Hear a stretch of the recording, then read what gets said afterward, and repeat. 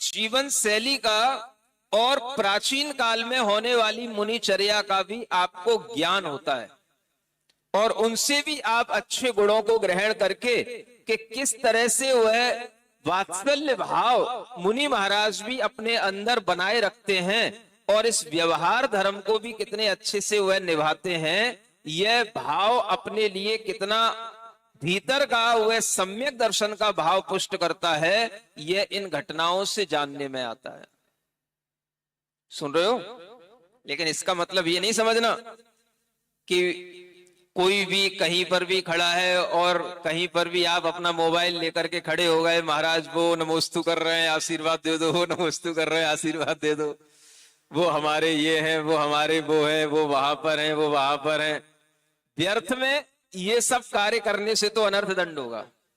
लेकिन वास्तविकता में यदि कोई व्रत आदि ग्रहण करता है, अगर कोई किसी रूप में बीमार आदि है, कोई समाधि आदि लेना चाहता है, कहीं दूर दराज में रुग्ण है, अस्वस्थ है, उसके लिए कोई संबोधन आदि प्रदान करना है, तो उन कार्यों के लिए इस तरह के प्रक्रिया को अपना करके वहां तक उस व्यक्ति के परिणामों में एक शांति का भाव उत्पन्न करना, यह कोई दोष का कार्य नहीं है। यह भी मुनि महाराज के वात्सल्य धर्म में ही आएगा।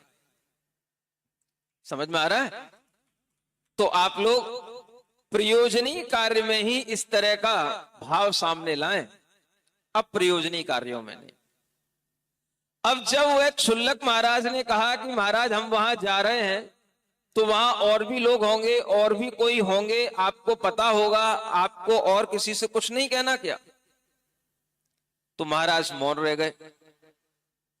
अब जब क्षुल्लक जी उस दक्षिण मथुरा से उत्तर मथुरा में आए, तो यहां पर उन्हें वह सुरत मुनि महाराज मिले, उनके लिए उन्होंने नमोस्तु निवेदित कर दिया। रेवती रानी मिली, उसके लिए धर्म वृद्धि का आशीर्वाद कह दिया, वो भी प्रसन्न हो गई। इतनी दूर से दक्षिण भारत से महाराज ने मेरे लिए आशीर्वाद पहुंचाया। उसने भी वहीं पर जमीन पर ढोक लगा करके और हाथ जोड़ करके उन मुनि महाराज की वहीं से वंदना कर ली कि जिन मुनि महाराज ने हमारे लिए यह धर्म वृद्धि का आशीर्वाद पहुंचाया। अब वहां पर एक मुनि महाराज और थे जिनका नाम था भव्यसेन। कौन थे? अब वह क्षुल्लक जी सोचते हैं कि उन महाराज ने इनके लिए कुछ क्यों नहीं कहा, जरूर कुछ ना कुछ बात तो है। और जब हमने इनका नाम लिया तो वो चुप रह गए, मौन रह गए, मानो कुछ जानते तो हैं लेकिन कुछ कहना नहीं चाहते। तो क्षुल्लक के मन में विचार आया।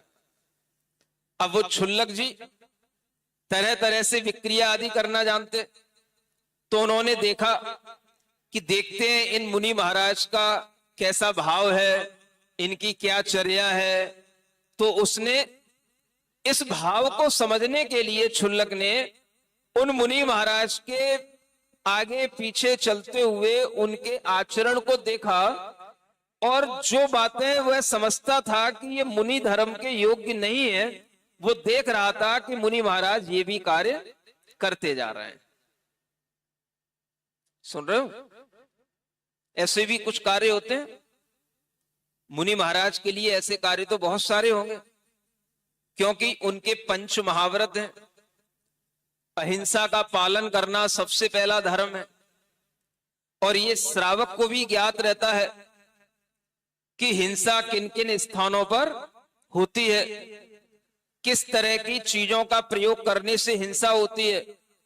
यह श्रावक को भी ज्ञात रहना चाहिए, और होता ही है।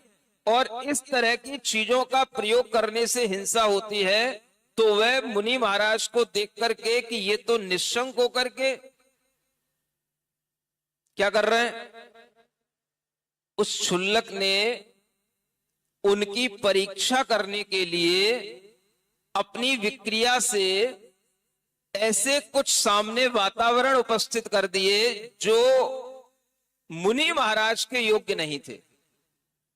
और मुनि महाराज ने उन सब कार्यों को करते हुए उसमें हिंसा नहीं मानी। जबकि हर कोई इस बात को जानता है और वह क्षुल्लक भी जानते थे कि हिंसा किन किन पदार्थों में होती है, कैसी भूमि पर चलने से होती है, कैसे जल का प्रयोग करने से होती है। और वह मुनि महाराज होकर के भी इस तरह की बातों में कोई भी अपना इंटरेस्ट नहीं रख रहे हैं।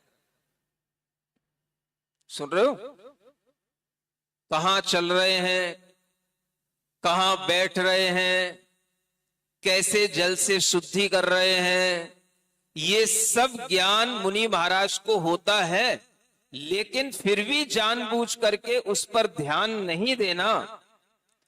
इससे उन क्षुल्लक ने समझा कि इनको जिनेंद्र भगवान की वाणी पर विश्वास नहीं है, इसलिए यह जानबूझ करके भी इस तरह के जल का उपयोग कर रहे हैं जो जल मर्यादित नहीं है, प्रासुक नहीं है, और फिर भी उसका वह अपने लिए उपयोग कर रहे हैं। उस भूमि का उपयोग कर रहे हैं जिस पर अनेक तरह के घास आदि में होने वाले जीव हैं, और उस पर निस्संक होकर के बैठ रहे हैं। इस तरह की चीजें जब क्षुल्लक जी ने देखी तो उन्हें लगा कि ये मुनि महाराज के लिए नमोस्तु उन मुनि महाराज ने इसीलिए नहीं भेजी। अब मुझे समझ में आ गया।